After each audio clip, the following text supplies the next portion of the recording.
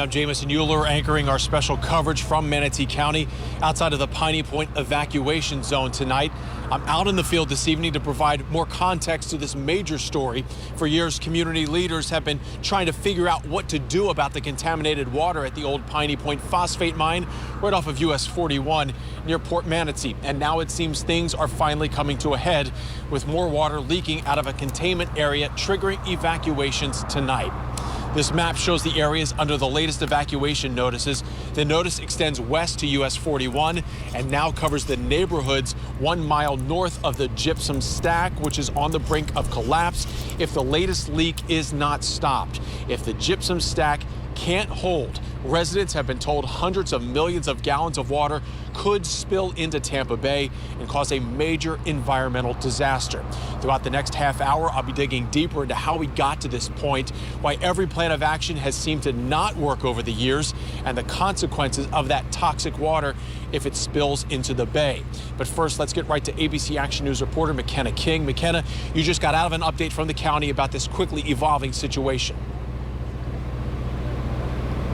Jamison, that's exactly right. Manatee County officials just met with Senator Jim Boyd and Representative Will Robinson to give residents an update on the situation as it stands this evening. Now, County Administrator Dr. Scott Hope says he believes they've got everything under control. Still, they're trying to empty 700 million gallons of water out of that retention pond, and they're putting it right into Tampa Bay at Port Manatee.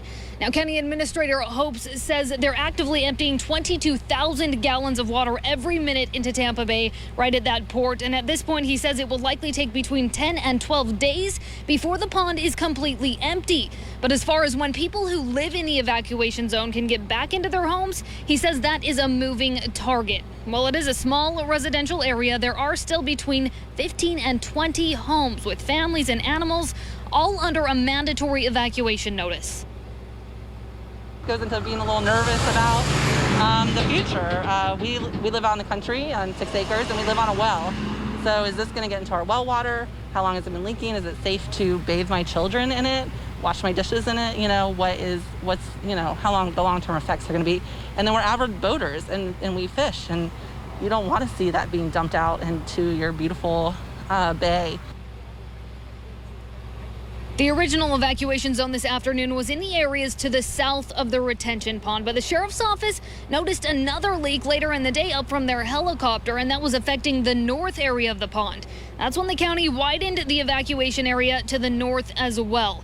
County Administrator Hope says the Department of Environmental Protection is on site 24 hours a day monitoring this situation. If we are only dealing with the current situation, that they should be able to offload a majority of the water in that 177-acre area within 10 to 12 days, and then it would be safe. The other structures are far more stable at the moment. This happens to be the highest one. And it's one that has been perhaps the least stable. Our top priority is getting through this emerging problem, this instant problem, this emergency that we have today, and we'll get the money. We'll solve the problem. This has been our top legislative delegation priority for at least a year now. And I said this to the press a couple days ago. This quarter-century debate on what to do with this property needs to come to an end.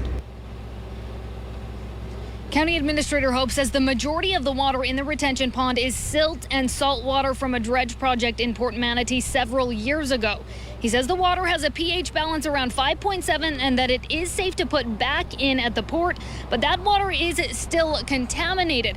And some good news, DEP is on site and they are actively testing the drinking water in the area to make sure it stays safe for residents. And at this point, we have had no update otherwise. Hope says they're also trying to back up support of the southeast wall of that retention pond to prevent a total collapse of the gypsum stack. He also says that this administration is committed to solving this problem once and for all. Reporting live in Palmetto, McKenna King, ABC Action News.